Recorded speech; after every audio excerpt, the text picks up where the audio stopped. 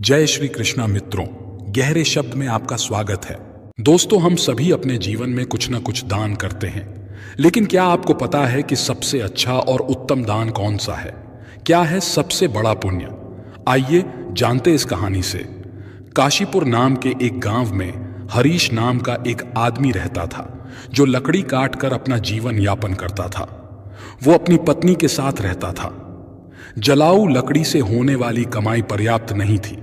भोजन और कपड़ों की हमेशा ही कमी रहती थी। एक दिन परेशान होकर हरीश की पत्नी उससे बोली, कितने ही दिन देख लो, यही कमाई रहेगी। कोई त्योहार नहीं होता, कोई जश्न नहीं होता। इस जलाऊ लकड़ी को काटने और बेचने के बजाय तुम शहर जाकर कुछ काम क्यों नहीं कर लेते? कितने सालों तक हम ऐसे ही जीवन व्यतीत करेंगे? हरीश बोला, देखो, मैं हमेशा तुम्हारी बात सुनता हूं। कितनी बार मुझे कहना पड़ेगा कि मैं इस गांव को नहीं छोड़ सकता। शहर में यहां की तरह शांति नहीं है। मैं नहीं चाहता कि अगली बार हमारे बीच ये बात निकले। उसकी पत्नी कहती है, अब हम क्या करें? मैं भी यहाँ उस पाप की वजह से हूँ जिसने तुम्हें बांध रखा है।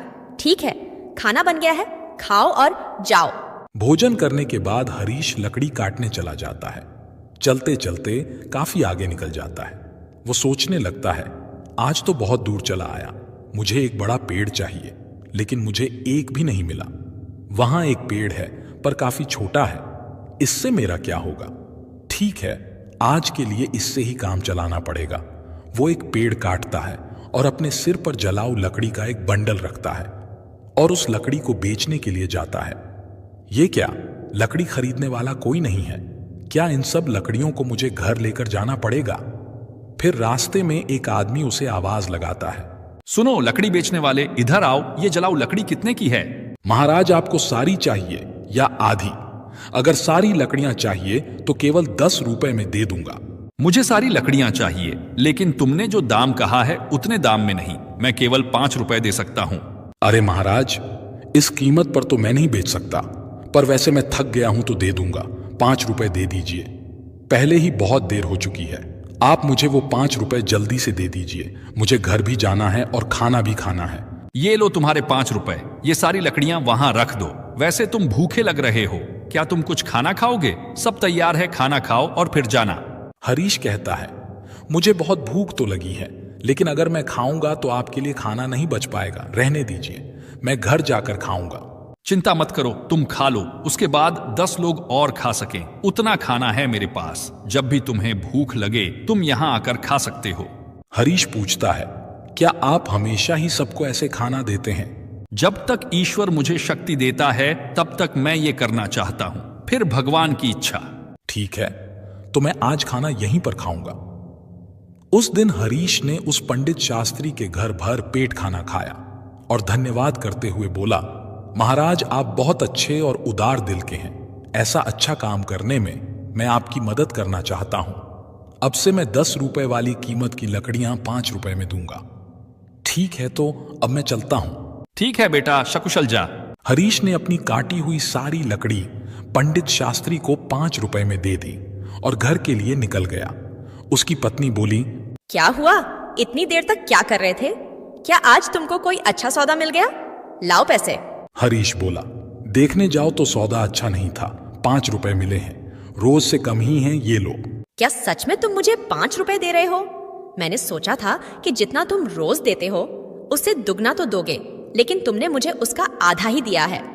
तुम इतने लंबे समय से कहाँ थे? क्या कर रहे थे? अरे, मैं लकड़ियां बेचने निकला था, पर कोई खरीद ही नहीं रहा था। तो मैं हमारे पास के गांव गंगापुर में मिस्टर शास्त्री नाम के एक ब्राह्मण के घर गया था।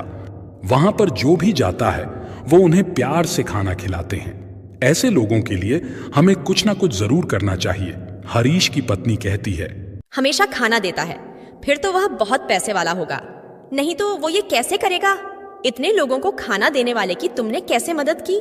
हरीश बोला, वो इतने अमीर नहीं है जितना तुम सोच रही हो। वो दान की अच्छी भावना रखते हैं। गंगापुर मंदिर के पुजारी हैं। वो अपनी कमाई से ही खाना देते हैं सबको। मैं तो पूछ रही थी कि तुमने उस ब्राह्मण की कैसे मदद की? हमारी आमदनी बहुत कम है, हम क्या मदद कर सकते हैं? स्वर्ग जाने के बारे में मत सोचो, पहले धरती के बारे में सोचो। फिर हरीश कहता है, तुम्हें पता भी है मैंने क्या किया?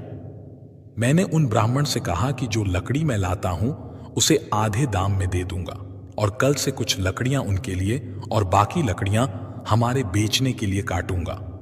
पत्नी बोली, इतना ही काफी है, लेकिन अगर तुम जलाऊ लकड़ी के 2 ढेर नहीं काट सकते तो तुम ऐसे ही 5 रुपए लेकर वापस आओ। 5 रुपए में मैं घर कैसे चलाऊं, तुम ही बताओ। हरीश बोला, जो मैं चाहता हूं उसे पूरा करने की पूरी कोशिश करूंगा और फिर भगवान की इच्छा। मैंने उन ब्राह्मण के घर खाना खाया है, तुम भी साथ चलना खाना खाने। हरीश हर दिन जलाऊ लकड़ी काटता था और मिस्टर शास्त्री से किए वादे के मुताबिक सिर्फ 5 रुपए लेता था। एक दिन मिस्टर शास्त्री भोजन करने बैठे ही थे, तभी बाहर से आवाज आई, महाराज लकड़ी लाया हूं, 5 रुपए दे दीजिए। यहां आकर अपनी लकड़ियां ले लीजिए ताकि मैं चला जाऊं। फिर शास्त्री ने कहा, देखो हरीश, मैं आज तुम्हें 5 रुपए नहीं दे सकता, तो तुम तुम्हारी लकड़ियां लो और जाओ। वापस क्यों जाऊं? यहीं के लिए लाया हूं, पैसा कल दे देना। मुझे बहुत भूख लगी है तो कुछ खाना खिला दीजिए। खाना तो खिला ही सकते हैं ना, वैसे भी आप सभी को खिलाते हैं। बहुत अच्छे हरीश, पहले अपने पैर धो लो, तब तक मैं भोजन की व्यवस्था करता हूं।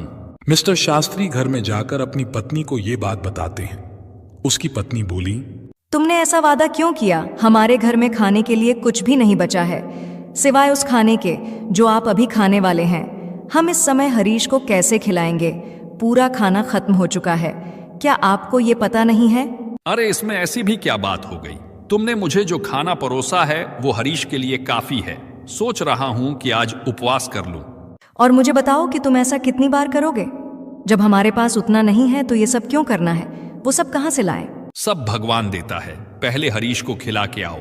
पंडित शास्त्री ही थे जिन्होंने आने वालों को खाना दिया, भले ही उनके पास न हो। एक दिन हमेशा की तरह हरीश लकड़ी काटने जाता है।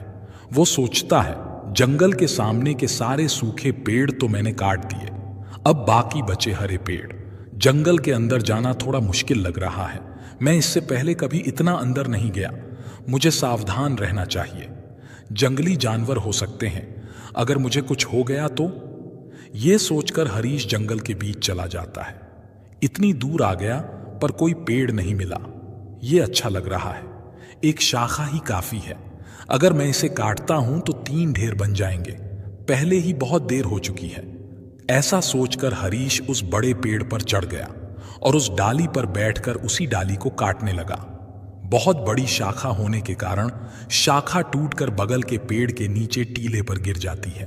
फिर अचानक ही वहां एक तपस्वी प्रकट हो जाते हैं और क्रोध में बोलते हैं, मेरी तपस्या किसने भंग की? लगता है वो तुम ही थे। मैं तुम्हें श्राप देता हूं, तुम कुत्ते बन जाओगे।